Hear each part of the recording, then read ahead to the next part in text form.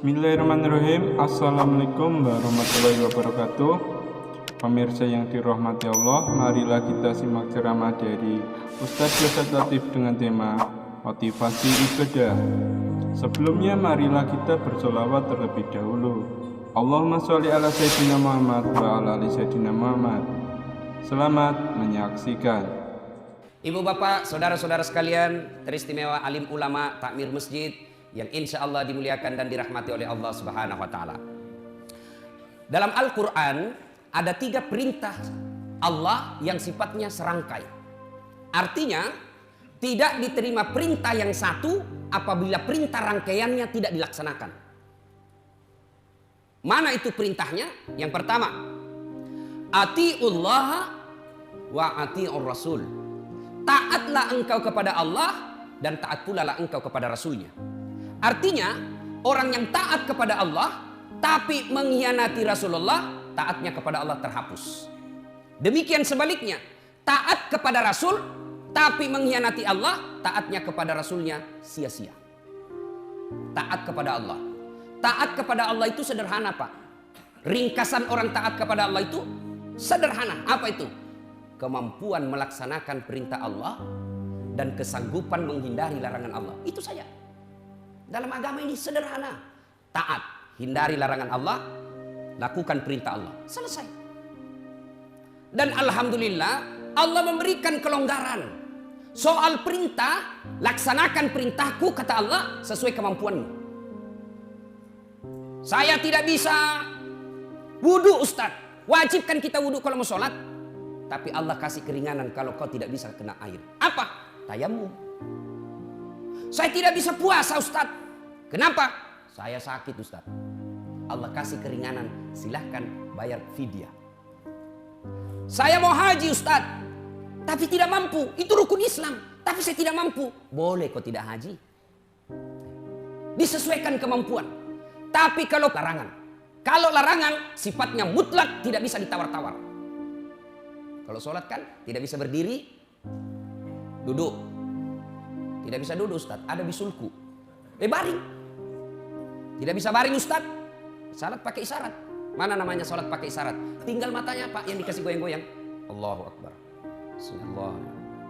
Allahu Akbar. Itu isyarat. Tangan pun sudah tidak bergerak.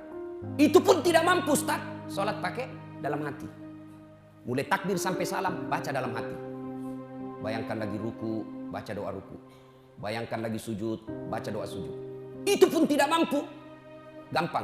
Bungkus, bawa dikubur. Ayo. Allah kasih keringanan. Tapi yang namanya larangan tidak boleh ditawar. Ustaz, saya tidak bisa berzina, Ustaz. Kalau saya tidak berzina, Ustaz, pingsan saya. Anda boleh, bos. Ustaz, saya tidak bisa ndak teler.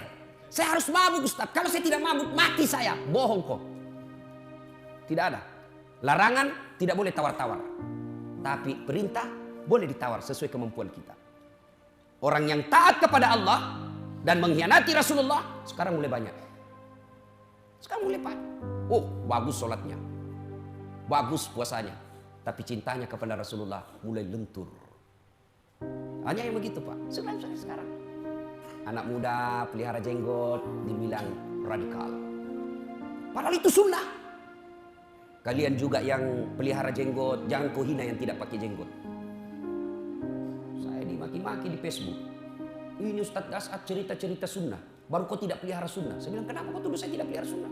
Buktinya kau tidak pakai jenggot. Ya mau diapa kalau tidak mau tumbuh? Saya sudah kasih minyak malah mengamuk mama istri saya di rumah. Kasih kotor-kotor bantal ini Pak Ustadz. Terus kayak kasih minyak Pak supaya tumbuh. Sudah. Ada lagi anak muda.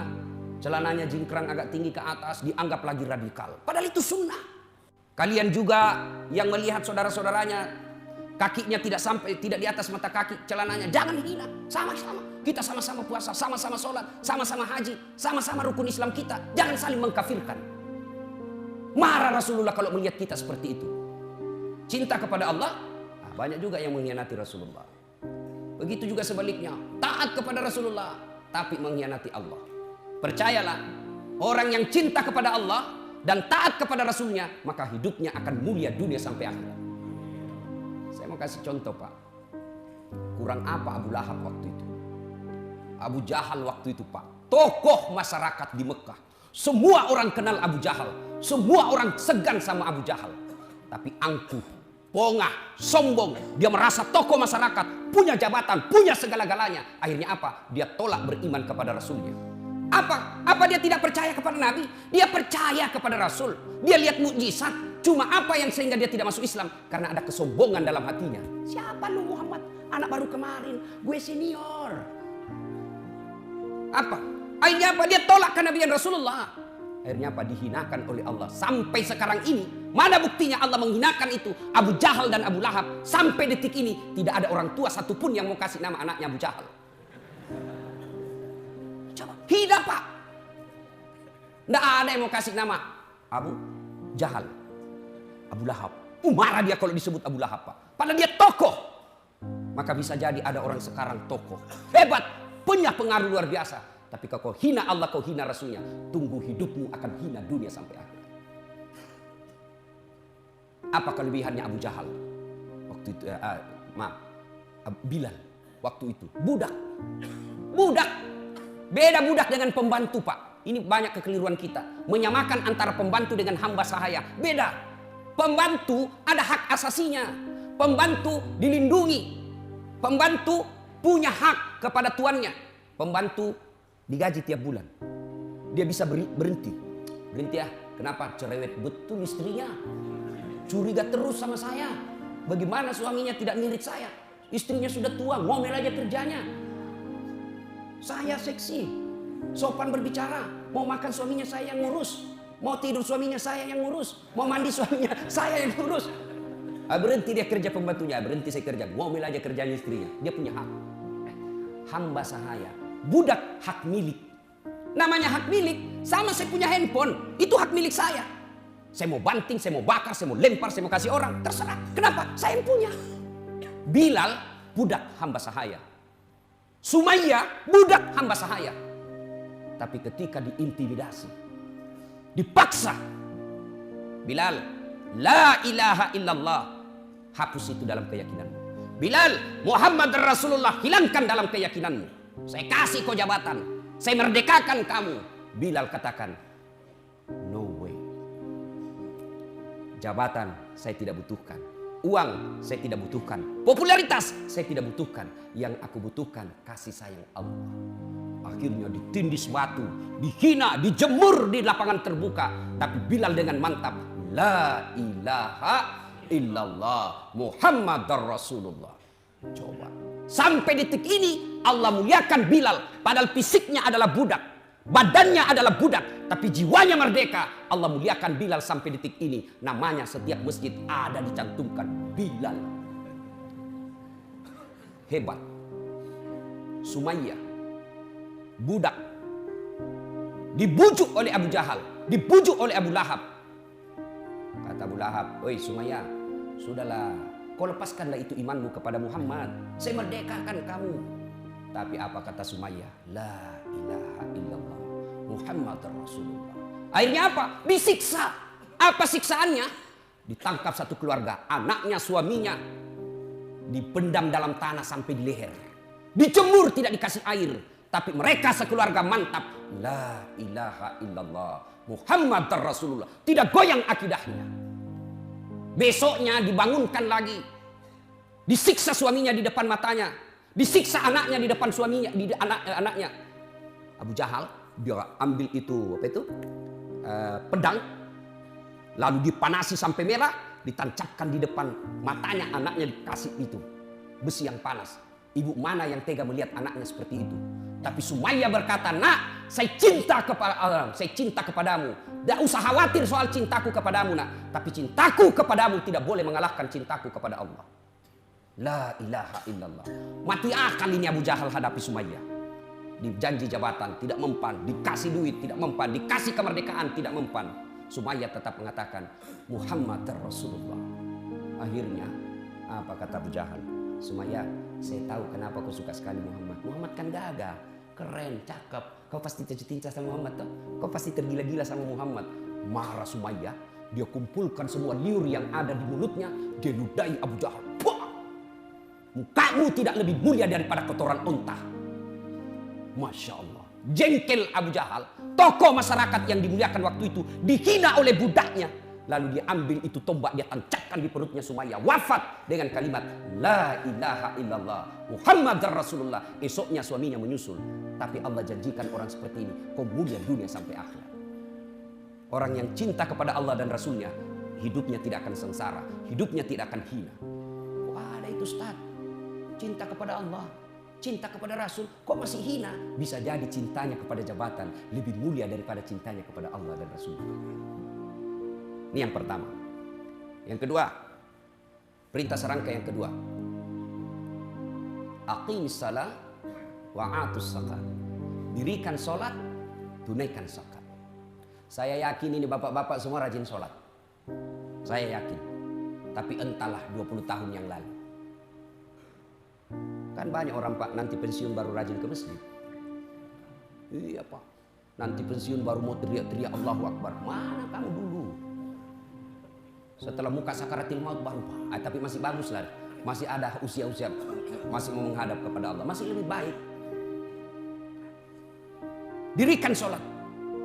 Orang-orang yang menang menurut surah Al-Baqarah ayat-ayat pertama ada beberapa kriteria mereka. Siapa yang hafal surah Al-Baqarah ayat 1 sampai 5? Ayo angkat tangan. Saya kasih hadiah. Ayo. Anak muda. Saya kalau di Makassar semua anak muda langsung angkat semua tangan. Sini kok sedikit. Ayo sini deh. Sini. Ayo. Ya. Ini. Saya kasih kau hadiah kalau kau bisa jawab ini pertanyaan saya. Ya. Siapa namamu, Dek? Siapa? Fatih. Oh, Masya Allah. Berdiri. Ini nama manusia mulia juga, Pak. Yang menaklukkan Konstantinia pada zaman itu yang kita kenal dengan Istanbul sekarang. Usia dia taklukkan itu Konstantinia, Istanbul, itu usianya 21 tahun. Dia taklukkan kerajaan Roma waktu itu yang sangat gagah perkasa. Anak muda 21 tahun. Nih Al-Fatih namanya. Mudah-mudahan kau seperti itu deh. Karena nama itu doa. Jangan lagi ada berkata apa arti semua nama. Dongo.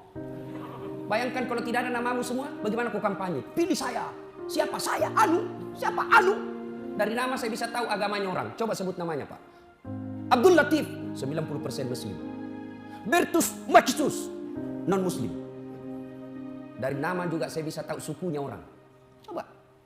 Nama Ambok Dalle, Anda mungkin Jawa. Pasti Bugis. Margono, biasanya Jawa. Ayo deh, ya. Fatih, coba. Sebelum jawab ada passwordnya supaya dapat hadiah lebih banyak. Siapa namanya neneknya Ustadz Dasat Latif? Ayo, jawab.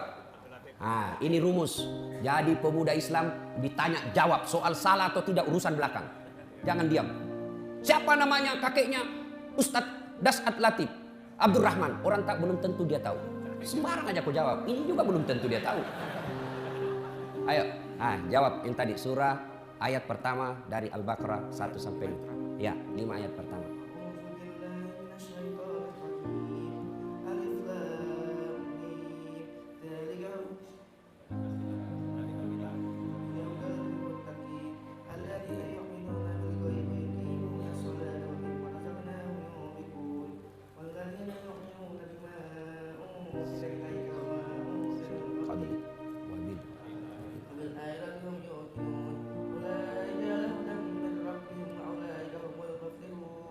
Sadaqallah.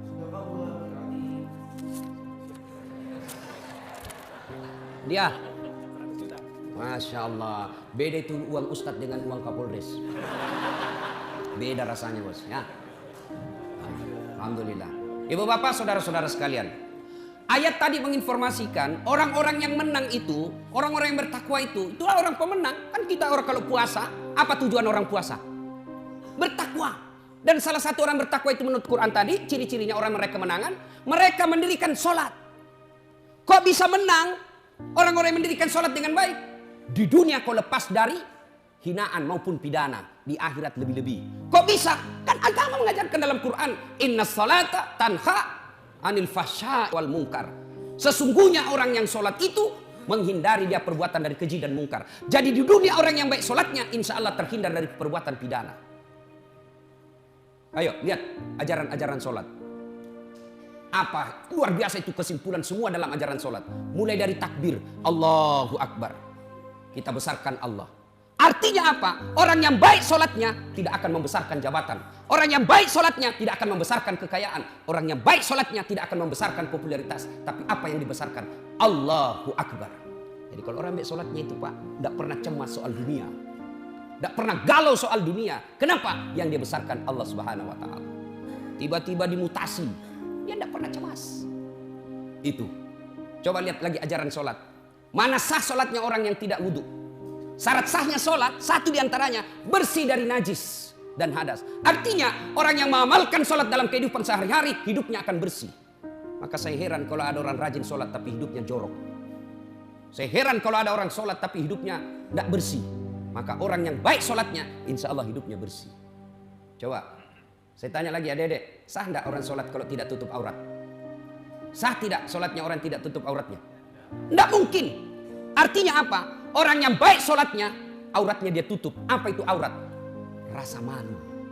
Malu kita Pak kalau kelihatan auratnya. Artinya apa? Orang yang baik sholatnya idealnya, dia punya rasa malu. Malu dong. Kalau sudah haji, tidak pernah datang nongol berjamaah di masjid. Malu dong. Kalau kita sudah ngaku diri umat Islam, tapi anak gadis kita dibonceng bukan muhrimnya. Malu dong kalau anak kita sarjana tidak pernah nongol sholat jamaah di masjid. Itu punya rasa malu. Malu dong kalau pelat merah dipakai kendaraan siang-siang hari Ahad. Malu dong. Malu dong minta duit di pinggir jalan meras anak SMP. Itu orang yang baik sholatnya mestinya punya rasa malu. Coba kita pelajari itu ruku apa? Syarat sahnya sholat.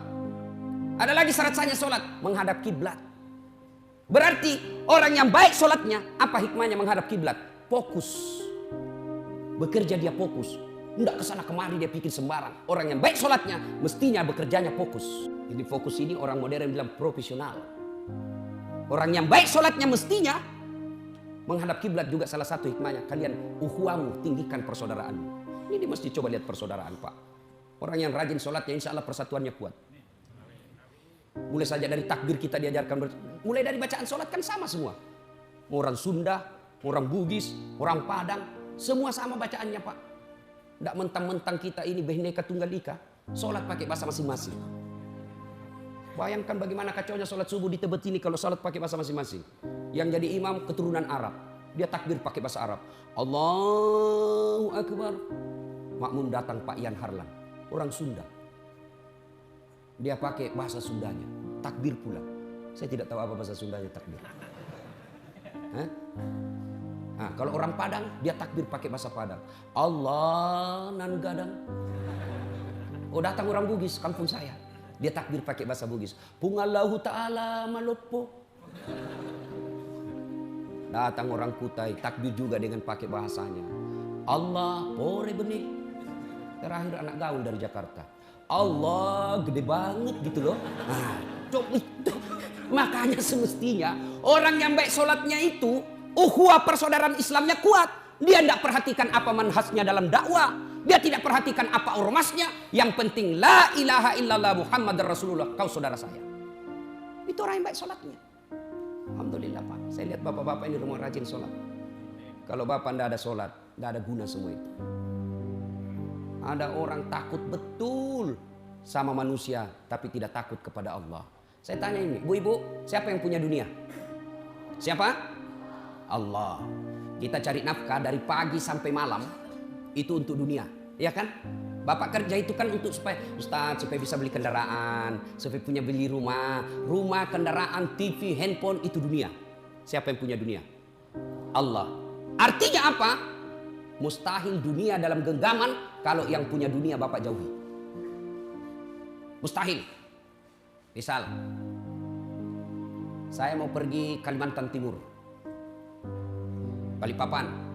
Nah, Balikpapan ada sahabat saya, wakil wali kota di sana, Pak Rahmat Masud.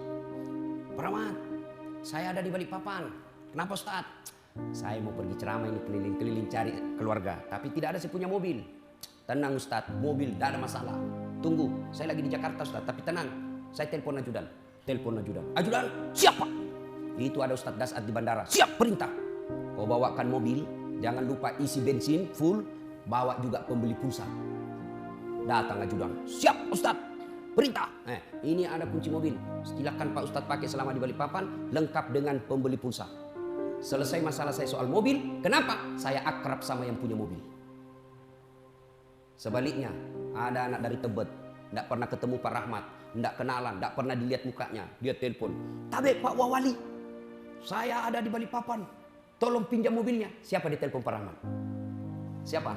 Kapolres. Tukang tipu itu, tukang tipu. Tangkap, tidak pernah ketemu kok tiba-tiba. Begitu juga, tidak pernah sholat. Sholatnya hanya hari Jumat. Paling telat datang, paling cepat pulang. Selama khutbah dia tidur. Lalu dia sakit, ya Allah saya sudah capek sakit ya Allah. Sembuhkan penyakitku ya Allah, capek sudah saya sakit ya Allah. Allah perintahkan malaikat karena dia sudah capek sekali cabut nyawanya. Itu. Jadi dunia ini kecil bos, kecil buat Allah. Allah cuma minta dekati saya. Dan dekatinya Allah, cukup engkau sempurnakan sholatmu.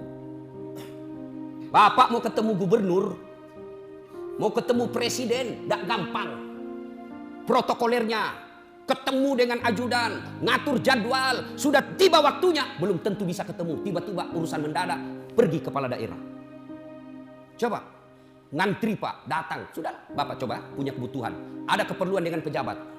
Cerita sama ajudan dulu. Pak, saya dulu tim sukses Pak. Saya banyak bantu Bapak ini. Alhamdulillah RT saya menang Pak di TPS. Bapak boleh enggak saya ketemu wali kota? Oh boleh Pak. Ada keperluan apa ini?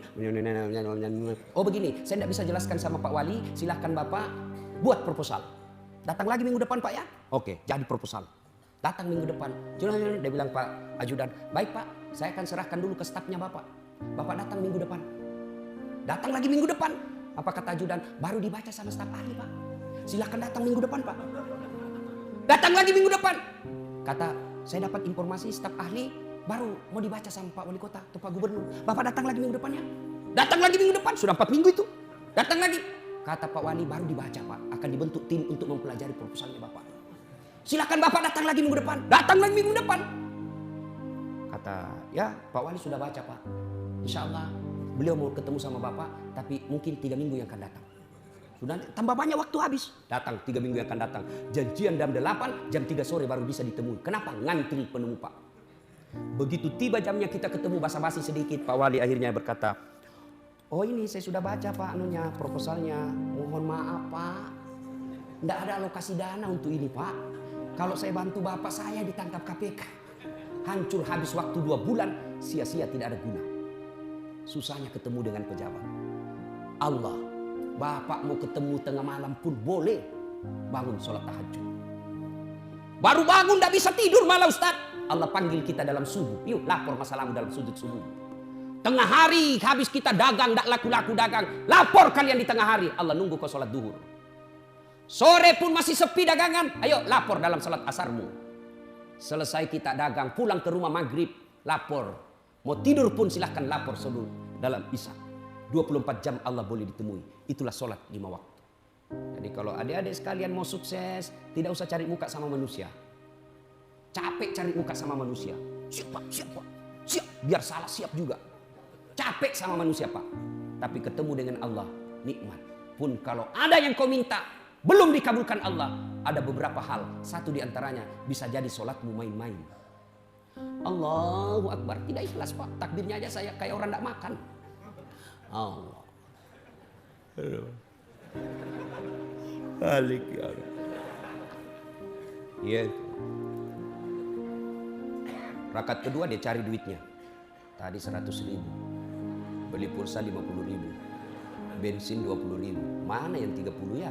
Allahu Akbar. Belum dia dapat. Sami Allah. Belum dia dapat pula. Di rakaat ketiga baru dia ingat. Oh di bawah sadar. Lepas itu belum juga dia baca lagi semua bacaan yang ada di rumahnya. Kalender dia baca. Persatuan Guru Republik Indonesia. Sambil sholat itu. Nah itu koreksi.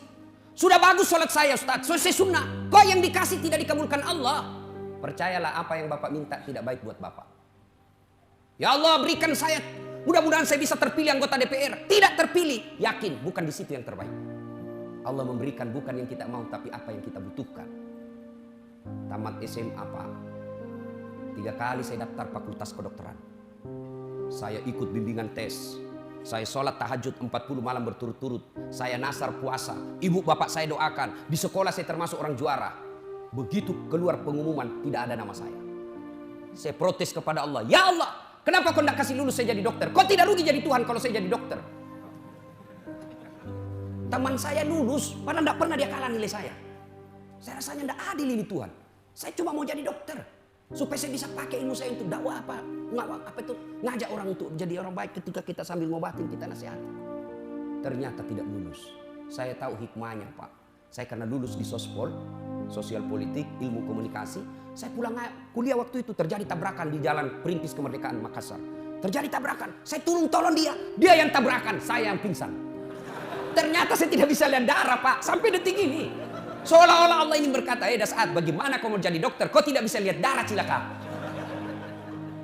Masya Allah, teman saya yang lulus dulu, yang lulus jadi dokter, tugas di Kepulauan Aru. Kepulauan Aru. Ramadan lalu, 2 Ramadan yang lalu, saya telepon, Dok, kau pulang lebaran? Tidak. Kenapa? Rugimu cari duit jauh-jauh kau tidak lebaran sama orang tuamu. Mahal tiket Ustaz. Saya syukur, Alhamdulillah, untung saya jadi Ustaz. Saya tidak pernah pikir soal tiket Pak. Kenapa? Panitia yang ngurus.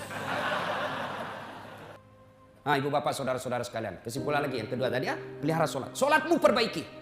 Insya Allah kalau sholat kecil ini dunia. Kecil dunia. Apa susahnya Allah kasih kita mobil? Apa susahnya Allah kasih kita? Yang tidak ada jalannya saja boleh. Apalagi yang ada jalannya. Yang berikutnya perintah serangkai. Aqimis shalah wa atus zakat. Dirikan sholat, tunaikan zakat. Nah ini yang keperkaitan yang sekarang. Yaitu Ustadz Afwan mohon izin menjalankan kantong infak. Nah ini penting bos, biar rajin sholat Senin Kamis tapi pelit. Ayo kita tes bos, keluarkan Pak. Jangan lagi pikir ini untuk Ustadz ya, bukan untuk Ustadz ini. Saya sebenarnya tidak senang kalau lagi ceramah diedarkan celengan. Dasar saya ini celengan untuk Ustadz. Ayo Pak, Masya Allah. Jadi di pintu surga ada orang bertengkar Pak. Orang sudah mau masuk surga ini ada orang 4 bertengkar. Saling tarik Pak. Tarik kanan, tarik kiri. Siapa? 1. Orang yang mati syahid. 2. Haji yang mabrur. 3. Ulama. 4. Orang kaya yang pemurah. Bertengkar dia. Begitu mau masuk orang kaya ditarik sama orang mati syahid. Saya lebih berhak. Begitu orang mati syahid mau masuk ditarik sama orang haji yang mabrur. Haji mabrur mau besar ditarik sama ulama. Akhirnya turun perintah Allah. Jibril perintah itu 4 orang. Kenapa mereka masing-masing merasa berhak mau masuk ke surga? Periksa satu-satu. Tersangka pertama, maju. Kamu kenapa merasa lebih berhak masuk surga? Jibril, saya dulu haji mabrur. Setelah saya haji berhenti saya mendomi. Setelah saya haji saya berjamaah di masjid. Setelah saya haji rajin ngaji Senin Kamis. Haji mabrur. Katanya haji mabrur nomor 1 masuk surga. Katanya. Kasih tahu sampean. Ustadz, ulama, mundur, tidak boleh kau dahului gurumu, dosa kau, mundur. Panggil orang kedua, kamu kenapa merasa nomor 1 surga? Jibril, saya nih mati syahid, membela agama Allah. Ada yang hina Nabi Rasulullah Muhammad SAW, menghina Al-Quran. Nah saya kena peluru, ini buktinya bajuku masih berdarah, mati syahid. Katanya orang mati syahid nomor 1 masuk surga. Katanya, tanya siapa kasih tahu kau? Ulama. Mundur, tidak boleh kau dahului ulama. Panggil orang ketiga, kamu kenapa mau masuk? Jibril, saya dulu adalah orang kaya yang pemurah.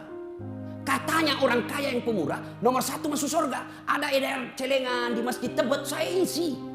Saya keluarin semua isi dompet, saya isi. Meskipun saya tidak ada ongkos angkot, tapi saya ikhlas. Katanya orang kaya yang pemurah nomor 1 masuk surga. Katanya. Ditanya siapa yang kasih tahu kamu? Ulama. Mundur, sama semua kamu, mundur. Tarik yang keempat, kamu kenapa merasa nomor 1 masuk surga? Jibril, saya yang tadi yang diceritain orang 3. Oh kamu lama. Saya Dasaat Latif. Oh silakan. Begitu mau masuk, tinggal beberapa langkah istighfar ini. Astagfirullah, kata orang 3. Apalagi sudah masuk istighfar. Jibril, betul saya dakwai mereka. Betul saya nasihati mereka. Betul saya beritahu mereka. Tapi saya bisa jadi ustadz karena jasa-jasanya ini orang kaya. Saya jadi ustadz karena ada orang kaya kasih saya duit beli buku. Saya jadi ustadz karena ada orang kaya bangun masjid tanpa saya dakwah. Saya jadi ustadz karena ada orang kaya bangun sekolah tanpa saya menuntut ilmu. Saya jadi ustadz seperti ini karena jasa-jasanya ini orang kaya. Saya malu dahulu dia. Akhirnya disepakati. Jibril sampaikan kepada Allah. Saya sudah terima penghargaannya. Tapi saya malu mendahului orang kaya. Akhirnya orang kaya dulu yang masuk ke dalam surga. Orang kaya bagaimana? Orang kaya yang pemurah. Nomor 1 masuk surga. Tapi orang kaya yang pelit, dia bilang di kampungku seke, kikiri galak paku jambatan. Kau juga nomor 1 tapi masuk neraka. Nah, silakan edarkan celengan bos, isi itu. Silakan bapak mau masuk nomor 1 dalam surga atau neraka. Dan ketika bapak sudah mulai tarik dompet, itu setan perang pak. Jangan. Hati-hati, sedikit aja. Bapak tarik keluar, biar goda lagi setan. Cari yang kecil aja, yang kecil-kecil. Itu setan itu pak. Ingat, ketika orang mau berbuat baik, maka setan berusaha menggagalkannya. Belajar dari kisahnya Ibrahim. Yang kemarin kita Idul Adha. Itu kan Ibrahim mau potong anaknya, digoda sama iblis. Ibrahim, sadar lu bro. Sadar bro. Masa anakmu kau mau potong? Kata Ibrahim, jangan banyak bicara situ, ditembak. Lempar kepalanya sampai sudah kelapa, balik lagi. Gagal goda anaknya. Ibrahim, dia goda lagi istrinya. Hajar. Kau tahu enggak mau dibawa kemana anakmu? Katanya mau rekreasi. Bego lu Jar. Maksudnya apa? Mau dipotong itu anakmu. Banyak bicara. Mana ada orang tua mau potong anaknya? Benar, katanya perintah Tuhannya. Siti Hajar tanya, apa perintah Tuhannya? Ambil batu. Jangankan anakku, saya pun siap dipotong kalau itu perintah Allah. Lempar lagi. Kena kepalanya sampai Bogor, balik lagi. Gagal goda suaminya, gagal goda istrinya, dia datang sama anaknya. Main. Ismail. Kau tahu enggak mau dibawa kemana kau bapakmu? Saya tahu, mau dipotong. Bego betul. Jangan banyak bicara di situ. Dilempar. Sampai di Bandung. Enggak balik-balik lagi. Kenapa mesti melempar 3 kali? Itulah lempar jumroh yang kita amalkan ketika haji. Ya? Itulah melempar 3 jumroh. Usta, uqa, akabah. Ula, akabah. Lempar setan besar, setan tengah, setan kecil. Dan 1 kali melempar, tempatnya 1 kali 7. Tembak kena 7. Lagi 7. 1 hari 21. Dan tidak cukup 1 hari, harus 3 hari. Itu maknanya melawan iblis, melawan godaan setan perlu napas panjang dan power yang besar. Kenapa tidak 1 kali saja? 7 kali 3, 21. Kali 3, berapa? 63. Saya kalau kali-kali pak, nggak lancar otakku. Tapi kalau lihat uang, cepat saya tahu pak. Kenapa tidak mesti itu saja? Yang 63 1 hari saja. Tak, habis. Kenapa mesti 3 hari dan kenapa mesti dicicil? Itu menunjukkan melawan setan itu perlu kekuatan besar. Jadi ketika bapak tarik dompet, itu mulai iblis menggoda itu pak. Jangan. Itu anakmu nanti mau pergi sekolah. Itu setan itu. Begitu bapak keluar berhasil, lemparan pertama sudah kena kepalanya. Dia buka dompetnya, mulai setan lagi goda. Cari yang uang merah. 5.000 aja. 2.000. Mau masuk surga 2.000. Nenekmu punya surga. Kencing aja di Makassar pak, tidak cukup kalau 2.000. Itu saya di toilet Makassar, terminal. Itu kan ditulis pak. Air besar 1.000. Air kecil 500. Saya pernah buang air kecil. Air besar saya buang air besar. Sudah saya kasih. Berapa dek? 1.000. Saya kasih 1.000. Kenapa 1.000 Ustaz? Saya air besar. Dia bilang pasti kencing juga toh. Oh iya saya lupa. Saya kasih uang 2.000. Berarti 1.500. Nih saya tunggu kembalinya. Mana? 1.500 toh? Masih ada 500. Tidak ada uang kecil Ustaz. Jadi kencing lagi Ustaz. Itu toilet 2.000. Kau mau masuk surga 2.000. Ayo isi itu celengan. Dan demi Allah pak, tidak ada orang bangkrut gara-gara sedekah. Tunjukkan saya orang yang bangkrut gara-gara sedekah. Tidak ada orang bangkrut gara-gara sedekah. Kenapa kita jadi miskin? Kenapa tidak bisa haji? Kenapa tidak pernah umroh? Karena kita selalu berpikiran saya orang miskin. Padahal Allah sudah jelaskan, ana inda sonni abdi bi. Kalau kau sangka dirimu kaya, saya kasih kaya kamu. Kalau kau sangka selalu dirimu miskin, miskin kau selama-lamanya. Maka orang yang tidak mau bersedekah karena dia selalu merasa miskin, maka miskin hidupmu. Coba keluarin itu. Edarkan ulang. Jangan ketawa pak, saya serius ini. Masya Allah. Bersedekahlah. Demi Allah, saya begitu banyak melihat orang yang rajin sedekah, semakin makmur hidupnya. Dan kalau bapak sudah sewajarnya mengeluarkan zakat, sudah sewajarkan mengeluarkan sedekah, lalu bapak tidak keluarkan, Allah paksa keluar dengan sia-sia. Gimana caranya? Tiba-tiba mobilnya nabrak polisi lalu lintas. Bayangkan kalau polisi lalu lintas ditabrak pak, dia punya jalan. Kalau Satpol PP ditabrak pak, kita masih bisa berdebat pak. Ini polisi lalu lintas ditabrak, apa ndak setengah mati? Sebenarnya bapak-bapak jangan musuhi polisi pak, jangan. Susah pak. Bener. Saya selalu bilang sama kawan-kawan, jangan kau musuhi polisi. Saya kalau pergi ceramah, macet jalan, siapa yang saya cari? Penghafal Quran. Sudah baca saya 2 kali Yasin, tak goyang-goyang mobil. Ya, benar. Tapi kalau kita panggil polisi lalu lintas, selesai macet, Pak. Jangan musuhi polisi. Bapak diperkosa anak gadisnya, dirampok rumahnya, dibunuh istrinya. Siapa yang kita cari? Tolong Pak Polisi, tegakkan keadilan. Apa kata Pak Polisi? Mohon maaf, baru saja polsek bubar. Kacau kan? Pun kalau ada polisi yang minta-minta duit di jalan, itu bukan polisi Indonesia, itu polisi India. Kalau ada polisi yang Bapak ketemu tidak, yang namanya manusia baik, kita doakan, mudah-mudahan dia dapat hidayah. Ya. Nah, ini yang kedua. Sampai jam berapa ini, Pak? Jam 7? Hah? Sampai jam 7. 1 jam lagi. Ayo. Ah, yang kedua tadi, aqimis shalah wa atus zakat. Bayar zakatmu, tunaikan salatmu. Yang ketiga, perintah serangka yang ketiga, anis kurli waliwalidayka. Berbuat baiklah kepada Allah, tapi jangan lupa bersyukur dan berbuat baik kepada kedua orang tuamu. Wah, ini yang banyak Bapak langgar. Saya yakin Bapak rajin sholat, sedekah pun tidak akan tinggal duit untuk fisabilillah. Tapi yang saya curiga, banyak di antara kita yang tidak memuliakan orang tua. Banyak, Pak. Saya pernah ketemu pengusaha sukses yang bangkrut di Kalimantan Selatan, Tanah Bumbu. Selesai saya khutbah Jumat, dia datang. Dia pegang saya punya paha, lalu dia minta, Ustadz, doakan saya Ustadz. Saya merantau dari Sulawesi sampai di sini 4 tahun saya sukses. Tapi 2 bulan ini saya bangkrut. Bukan cuma bangkrut Ustadz, saya dikejar-kejar sama yang punya duit. Saya tanya, Pak, sebelum saya doakan, tolong Bapak jawab dengan jujur. Bagaimana Bapak memuliakan orang tuanya selama ini? Itu dia Ustadz, semenjak saya merantau memang saya tidak pernah pulang kampung ketemu orang tua. Saya bilang, hatam, tidak usah panjang cerita, itu penyebabnya. Adik-adik, kalau mau sukses, setelah perbaiki sholat, muliakan orang tua. Sayang 1000 sayang anak-anak kita sekarang, Pak. Sama pacarnya, luar biasa sopannya. Ditelepon sama cowoknya, Dek, iya Kak, terserah abang aja deh. Saya ngikut aja mana yang terbaik. Dongo. Tahu dongo? Beleng-beleng. Tahu beleng-beleng? Dongo. Tahu dongo? Beleng-beleng. Apa itu? Kata Rocky Gerung, dungu. Coba lihat anak-anak kita, Pak. Taat betul itu kalau cowoknya yang kasih tahu. Tapi kalau orang tuanya dibantahnya, tidak pernah masuk di akal. Mau bukti? Anak-anak kita lebih hargai cowoknya daripada bapaknya. Mau bukti, Pak? Bapak nanti kalau pulang, periksa wallpapernya, HP-nya anaknya yang gadis itu. Kira-kira siapa yang jadi wallpaper anak kita? Siapa? Fotonya bapaknya. Siapa? Ada saya lagi mengajar ujian, Pak, di Unhas. Saya lagi keliling. HP jangan di kantong, simpan sudut kanan meja. Saya lagi mengawas, tiba-tiba di HP sudut kanan ada cewek. Wih, cakep betul cowoknya, bersih putih. Saya bilang, Dek, cakepnya cowokmu.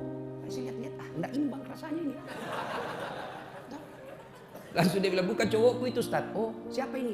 Lee Min Ho. Siapa itu Lee Min Ho? Artis. Artis Korea. Oh, ini artis. Iya Ustaz. Kau dikenal? Tidak. Pernah dikirimi pulsa? Tidak. Pernah di miss call? Tidak. Beleng-beleng. Masa itu kau enggak pernah kau kenal, enggak pernah dikirimi pulsa? Kau simpan di situ, gambarnya bapakmu ke situ. Ganti tuh, fotonya bapakmu simpan. Tunggu dulu Ustaz. Dicarilah fotonya bapaknya. Tunggu dulu Ustaz, tunggu dulu. Sudah terhapus semua Ustaz. Ya ini anak-anak kita sekarang. Maka jangan heran anak kita S1 susah cari kerja. Karena tidak dapat kerja dia lanjut S2. Makin susah cari kerja. Salah satu sebabnya karena kuliah tidak menghargai orang tuanya.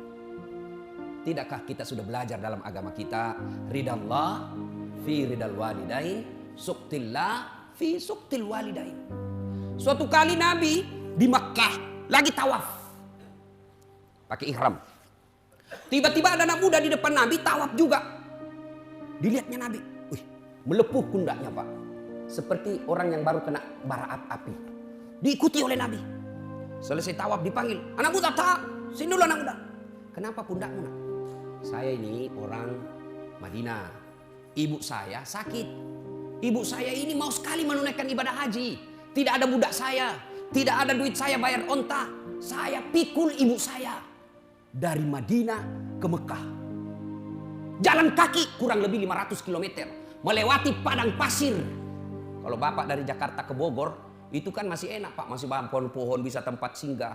Makkah Madinah padang pasir. Kupikul ibu saya sepanjang jalan. Nanti selepas ketika saya makan, sholat dan buang air besar. Sip, ada terus di pundak saya. Hampir tidak pernah lepas. Makanya di pundak saya melepuh. Nabi terharu. Lalu anak muda ini bertanya, ya Rasulullah, kira-kira kebaikan saya ini sudah membalas kebaikan ibuku kepadaku ya Rasul? Kira-kira sudah imbang? Apa kata Nabi? Demi Allah anak muda, kau sudah termasuk anak yang soleh. Tapi demi Allah, kau belum bisa membalas kebaikan ibumu kepadamu. Coba, mana ada anak-anak seperti ini sekarang? Coba lihat anak-anak kita sekarang, Pak. Ngeri, Pak. Tidak ada lagi sopan santun sama orang tua. Bapaknya sepertinya dianggap kawan. Kita dulu ketemu sama bapak, lihat matanya aja, kita kadang sungkan. Bapak pelajari itu yang namanya tadi Al-Fatih. Ya, itu tidak pernah berani tatap matanya bapaknya. Ketemu bapaknya tunduk terus. Karena memuliakan orang tuanya. Sekarang anak-anak kita, coba lihat saya zaman kecil, jangankan bicara kasar sama orang tua, memotong bayangan ketika ada tamunya bapak itu di ruang tamu, tidak boleh kita lewat-lewat. Dianggap kita anak yang kurang ajar. Makan, zaman saya kecil, makan, bapak saya petani, mau makan, kata ibu saya, jangan dulu, belum datang bapakmu, dosa kau kalau sisa kau kasih bapak. Masa sudah dari mulutmu kau kasih bapak. Begitu kita muliakan orang tua. Sekarang anak-anak makan, dia habisi Pak. Tinggal kuahnya disimpankan bapaknya. Yang ketawa, ya anak-anak kita sekarang bingung saya lihat. Makanya jangan heran hidupmu tidak akan dapat kebahagiaan. Coba lihat orang-orang yang sukses. Salah satu biasa resep hidupnya, mereka memuliakan orang tuanya. Itu model kita. Lain lagi Pak yang sudah berkeluarga. Modelnya apa? Lebih sayang sama istrinya daripada orang tuanya. Masih baik kalau ini lebih takut. Bu, ini ada duit lebih. Kirim ke bapak ya. 2 juta lah. Lama kita nggak pulang kampung. Ini 2 juta untuk orang tua kita di kampung. Dengan istrinya langsung istrinya bang. Apa? Bapakmu. Itu anakmu. Langsung dia bilang suaminya, terserah deh, nggak jadi. Anda di sini takut sama istrinya? Ada laki-laki di sini takut sama istri? Berhenti jadi laki-laki Pak. Apa mau takut sama istri? Nah semua gaji kita diambil. Coba lihat itu istri. Semua gaji kita diambil. Bajunya kita yang belikan. Lipstiknya pun kita yang belikan. Sampai duit itinya pun kita yang belikan. Masa mau takut sama istri? Jadi Ustaz tidak takut sama istri. Ngapain saya mau takut sama istri? Cuma istriku lebih berani dari saya. Marah dia Ustaz, ngamuk dia Ustaz. Dengar Pak. Kalau dia ngamuk, dia pecahkan piring, pecahkan 1 lusin. Kenapa? Piring boleh dibeli. Harga diri sebagai suami tidak boleh diinjak-injak istri. Takbir. Saya serius Pak. Pak, jangan pernah menunda berbuat baik sama orang tua karena takut sama istri. Saya bilang sama istri saya, boleh kau marah sama saya. Boleh kau maki-maki saya. Boleh kau lempar kepalaku, yang penting tidak dikena. Satu yang tidak boleh, jangan pernah saya dengar di telinga saya kau hina orang tuaku. Begitu kau hina orang tuaku, tidak ada maaf. Belum tentu kita jodoh sampai saya masuk kubur. Tapi orang tua demi Allah, seluruh darah daging yang ada di dalam tubuhku itu dari orang tua saya. Gitu dong jadi laki-laki Pak. Jangan ketawa, saya serius ini. Ini juga ibu-ibu, jangan suka ngomel. Hei bu, ini suami tergantung ibu. Demi Allah. Kalau ibu baik sama mertua, suami tidak akan tergoda perempuan lain. Jangan protes. Coba kalau ibu baik sama suaminya, tiba-tiba suami mau nikah, datang itu mertua membela ibu. Apa kau mau kawin-kawin lagi? Coba lihat itu istrimu, baik betul. Saya belum bangun sudah siap sarapan. Datang saudaramu semua dihormati. Kamu tidak pernah dihina, ngomongnya tidak pernah kasar sama kamu. Apalagi kau mau kawin, belum tentu kau dapat perempuan lebih baik dari itu istrimu. Awas kalau kau mau kawin lagi, haram itu air susuku. Gitu mama saya kalau marah Pak. Langsung dia bilang, haram air susuku. Ampun Mak. Tapi kalau tidak pernah muliakan orang tuanya, datang mertua dari kampung, baru 2 jam duduk dia tanya, Mak Haji kapan pulang? Belum selesai capek sudah ditanya pulang. Mertuanya hipertensi, makanannya yang asin-asin terus. Tidak pernah dihargai ketika datang mertua. Datang saudaranya tidak pernah manis di depannya. Pulang kampung suamimu dicuci otaknya sama mertuamu. Apa itu istrimu? Saya sekolahkan kau jauh-jauh. Saya jualkan sawah supaya kau dihargai orang, tidak dihina sepupumu. Ini istrimu sendiri yang hina kamu.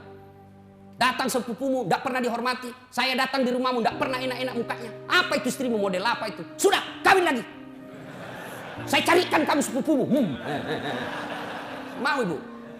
Makanya mestinya kalau mertua datang, ibu sujud syukur. Itu sumber keutamaan berkahnya hidup.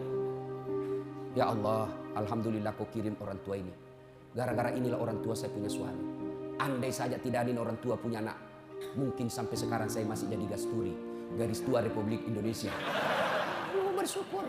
Hei, bu. Baik-baik sama mertua. Demi Allah, rumah tangga tidak akan berkah ketika durhaka sama orang tua. Percaya Pak. Muliakan orang tuamu, maka hidupmu akan berkah. Suatu kali Umar bertanya kepada Nabi, "Ya Rasulullah, ingin rasanya saya melihat Allah tersenyum kepadaku. Meskipun saya tahu tidak mungkin saya bisa melihat Allah mukanya di dunia ini. Bagaimana supaya Allah tersenyum kepadaku?" Kata Nabi, "Buat ibu bapakmu tersenyum, maka Allah pasti tersenyum kepadamu." Maka bapak tidak usah cari muka sama pejabat. Lebih baik muliakan orang tua, dunia akhirat kita dapat. Kadang-kala ini anak-anak sekarang baru belajar agama 2 bulan. Itu pun melalui YouTube. Baru 2 menit habis pulsanya. Bamaknya langsung beda manhajnya. Ini beda. Tak boleh mak. Sesat kamu. Saya bilang, kau belajar agama dari mana? Ibumu kau katakan sesat. Ya, adik-adik ini yang hijrah. Hijrah itu bukan sekedar berbicara afwan. Hijrah itu bukan sekedar jazakallah khair. Kaifa haluk ya akhi. Bukan sekedar itu. Hijrah itu bukan sekedar pelihara jenggot. Hijrah itu bukan sekedar jingkar celananya. Hijrah itu termasuk diantaranya memuliakan orang tuamu dengan semulia-mulianya. Biar jenggotmu panjang, bicaramu selalu afwan, jazakallah, celana, tapi kau hina orang tuamu karena berbeda mazhabmu, kau tidak lebih mulia di hadapan Allah. Muliakan orang tua. Berapa banyak dalam riwayat-riwayat kita pelajari sejarah, sengsara hidupnya karena mendurhakai orang tuanya. Pertanyaan besar buat kita, kenapa anak-anak kita begini sekarang? Padahal cerdas Pak. Anak-anak kita kurang apa sekarang Pak? Coba lihat cerdasnya anak-anak kita. Saya biasa heran lihat itu anak-anak. Saya ini sudah pegang HP 2 tangan, masih salah ketik. Ini anak muda bawa motor sambil ngebalas. Cerdasnya itu anak-anak kita sekarang. Satu aja kurangnya anak kita sekarang. Apa? Kurang ajar. Imma yablughanna indakal kibra ahaduhuma aw kilahuma fala taqul lahumu uff wa la tanharhuma wa qul lahumu qaulan karima. Apabila kedua orang tuamu sudah lanjut dalam pemeliharaanmu, jangan kau berkata A saja dilarang, apalagi sampai meneteskan air mata orang tua. Al jannatu tahta aqdamil ummahat. Surga itu berada di bawah telapak kaki ibu. Kenapa anak-anak kita begini? Salah satu sebabnya karena kita memberi makan anak kita makanan haram. Kenapa anak-anak kita begini? Karena kita memberi contoh yang tidak baik di hadapan anak kita. Sini dulu. Awas kalau kau merokok, awas. Kalau kau merokok saya kasih makan kau dengan bungkusnya. 10 menit kemudian, nak, kopi beli rokok tau. Anaknya dilarang merokok, baru dia merokok depan anaknya. Bapak macam apa ini? Ada yang merokok di sini? Nggak ada? Nggak ada dalam masjid. Nggak tahu kalau dia keluar nanti. Bapak kan selama ini sangat benci sama orang-orang yang menindas kita. Siapa orang-orang kaya yang ada di Indonesia? Banyak-banyak Pak. Siapa orang-orang kaya? Mereka yang penguasa rokok. Dan kita ini orang Islam paling banyak merokok. Jadi kalau Bapak cinta sama agama, berhenti merokok. Itu orang rokok, itu orang Yahudi punya Pak. Sudah kita dikasih rokok, sakit dikasih lagi obatnya. Duit kita dibawa ke sana. Maka saya doakan bapak-bapak yang merokok, berhenti merokok. Marah, silakan, saya mau pulang juga. Ada yang bilang makruh, mungkin dia bilang makruh karena dia juga merokok. Berhenti Pak. Kalau ada orang bilang baik itu rokok, saya bilang kau sini. Kalau kau merasa betul itu rokok baik, kau merokok anakmu di depanmu sama istrimu rokok bareng-bareng di situ. Kalau kau rasa baik, pasti meskipun dia merokok, dia bilang jangan kau merokok, padahal dia merokok. Bagaimana kita mau beri baik yang anak dakwah kita kelihatannya tidak baik? Yang berikutnya, anak-anak kita mau baik, sementara kita sendiri tidak menjalankan agama dengan sebaik-baiknya. Ibu bapak saudara-saudara sekalian, sebenarnya masih ingin rasanya berlama-lama di tempat ini, tapi waktu jualah yang membatasi kita.